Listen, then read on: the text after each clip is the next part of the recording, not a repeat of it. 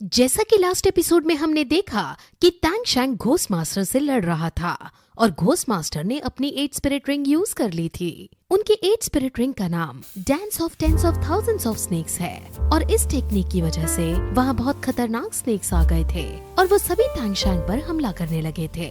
जब ghost master को ये पता चला था कि टैंग शैंग की कमजोरी जीवू है, तो उन्होंने कुछ स्नेक्स जीवू के ऊपर भी छोड़ दिए थे और अब बहुत सारे स्नेक्स जीवू को मारने ही वाले होते हैं कि तभी टैंग शैंग डोमेन से बाहर निकलकर जीवू के पास पहुंच जाता है और वो जीवू को बचा लेता है और फिर वो घोस्ट मास्टर पर पर्पल डिवाइन लाइट का यूज करता है और उन पर अटैक करता है। उसकी पर्पल डेमन आई और घोस्ट मास्टर की पावर अब आपस में टकराने लगती हैं और एक दूसरे को पीछे धकेलने लगती हैं, जिसके थोड़ी देर बाद घोस्ट मास्टर कमजोर पड़ जाते हैं और नीचे गिर जाते हैं। घोस्ट मास्टर समझ जाते हैं कि टैंग शैंग ने अभी अभी अपनी माइंड पावर का यूज किया है और वो उसकी माइंड पावर को देखकर काफी ज्यादा शॉक होते हैं। अब टैंग शैंग उनकी तरफ उन्हें मारने के लिए आगे बढ़ता है और उन्हें गुस्से में कहता है कि आप मेरे साथ कुछ भी कर सकते हो, लेकिन आपने जीवू को नुकसान पहुंचाया था, आपको ऐसा बिल्कुल नहीं करना चाहिए था।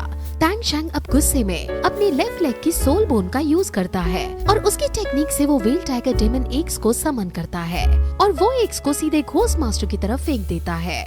अब ये एग्स इतना ज्यादा ताकतवर था और इसे इतनी तेज स्पीड में छोड़ा गया था कि ये एक झटके में घोस्ट मास्टर के प्राण उड़ा सकता था।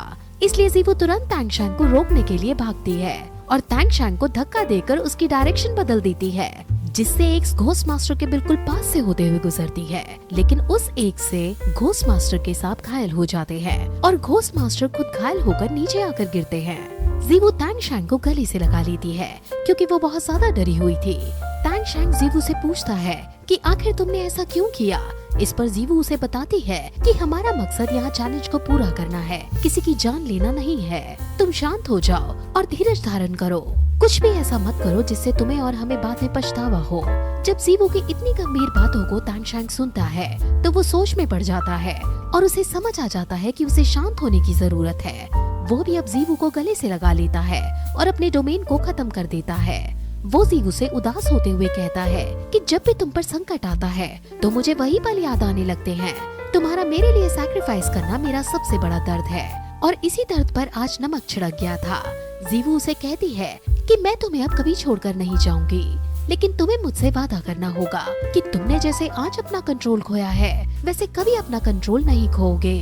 अब टैंग शैंग सोच विचार करता है और उसे समझ आ जाता है कि घोस्ट मास्टर ने उसकी माइंड पावर को ही चेक करने के लिए एग्जाम रखा था। वो मन से टैंग शैंग को प्रोवोक कर रहे थे और उसे गुस्सा दिला रहे थे और शायद टैंग शैंग आज घोस्ट मास्टर को मार ही देता और इस चैलेंज के बाद इस आइलैंड से बाहर फेंक दिया जाता। लेकिन जीवू ने टैंग शैंग को ऐसा करने से रोक दिया था। टैंग शैंग अब आगे बढ़कर घोस्ट मास्टर से माफी मांगता है और अब घोस्ट मास्टर खड़े होते हैं और उसे बताते हैं कि इस बात में कोई संदेह नहीं है कि तुम अव्वल दर्जे के योद्धा हो, लेकिन तुम्हारे माइंड को अभी और ज्यादा ट्रेनिंग की जरूरत है। एक योद्धा को अपना माइंड अपने कंट्रोल में रखना चाहिए, न कि अपने को माइंड के कंट्रोल में दे देना चाहिए। वो फिर उसे बताते हैं कि क्योंकि तुमने मुझे हरा दिया है इसलिए तुम इस चैलेंज में पास हो गए हो। वो फिर अपने एक स्नेक को एनर्जी बॉल देते हैं और वो स्नेक पिलर को एक्टिवेट कर देता है, जिसके बाद वहाँ का माहौल फिर से खुल जाता है और हर प्रकार का डोमेन और इल्यूजन मिट जाता है। अब ऊपर से आकाशवाणी होती है कि टैंग शैंग ने सीड इल्यूजन सीक्रेट टावर का टेस्ट पास कर लिया है। जीवू ने भी टैंग शैंग के साथ इस चैलेंज को पूरा किया है। अब टैंग शैंग मास्टर को धन्यवाद कहता है, जिसके बाद मास्टर उसे जाने को कहता है और टैंग शैंग अलविदा कहकर जीवू को ले वहाँ से चला जाता है। वहीं हम अब बोजाइक्सी को देखते हैं जो ये सब देख रही थी, लेकिन वो टैंग शैंग की जीत पर खुश नहीं थी। उसकी असिस्टेंट उसे इस बारे में पूछती है, जिस पर बोजाइक्सी कहती है कि एक युद्ध में योद्धा का सामना कई बार माइंड अटैक से भी होता है, लेकिन टैंग शैंग बहुत ज्यादा इमोशनल इंसान है। अगर उसने अपनी ये कमजोरी दूर नहीं की तो ना जाने भविष्य में उसके साथ क्या होगा।